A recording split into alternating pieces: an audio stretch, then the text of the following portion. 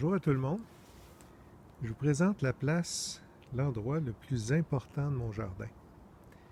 Euh, Puis c'est parce qu'on peut observer à partir de là, puis c'est ce que moi je trouve qui est le plus important. Au lieu d'être dans l'action, commencer par observer, puis après ça, on peut agir. Il y avait des questions sur la pollinisation des arbres fruitiers. Je vais vous amener voir un cerisier Roméo. Je l'avais déjà montré. Je vais juste vous faire remarquer. Bon, il est en fleurs, là, on le voit, là, c'est l'enfer. Il y a plein, j'espère qu'on les voit bien avec mon sel. Il y a plein de petites abeilles dedans. C'est sûr qu'on a une belle journée, il doit faire 20-22, là. Aujourd'hui, c'est ensoleillé, donc les abeilles sortent, là. Ici, soit dit en passant, il n'y a pas d'abeilles européennes, des abeilles à miel, là, il n'y en a pas.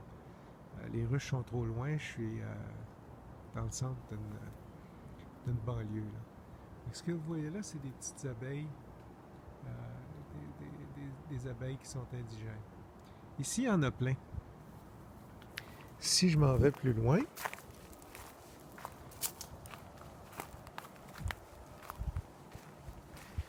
Plumcott, la floraison est presque terminée.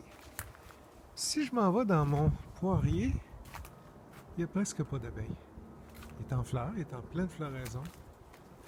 Il y a des fleurs là, ça c'est un autre poirier, il y a plein de fleurs là. Il n'y a presque pas d'abeilles dans le poirier. Tiens, regardez ça.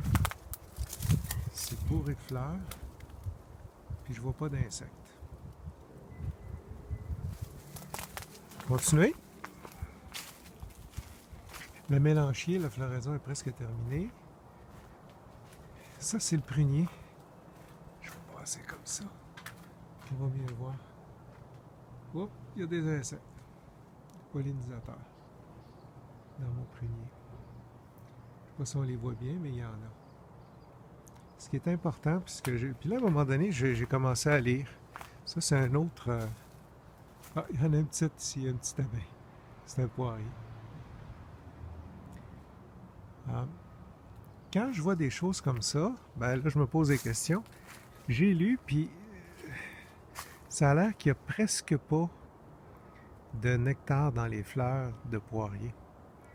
Donc, les abeilles viennent faire un ou deux tours, puis après ça, ils s'en vont vers des arbres qui produisent beaucoup de nectar. Des fleurs qui sont beaucoup plus nectarifères. Ça, là, c'est une boule blanche. C'est des cerisiers. Je ne sais pas si vous avez une idée, ça va faire combien de cerises, cette histoire-là, là, mais je vais avoir besoin d'aide pour les ramasser, puis je vais avoir besoin d'aide pour les donner. Tiens, il y a une belle petite abeille juste là. Je sais pas si vous la voyez bien, là, elle est là. Ça, c'est une mégachile, je pense. C'est une petite abeille qui est une abeille solitaire, comme toutes nos abeilles en Amérique du Nord.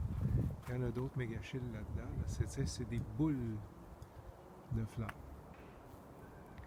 Fait que ça produit plus de nectar, ces trucs-là.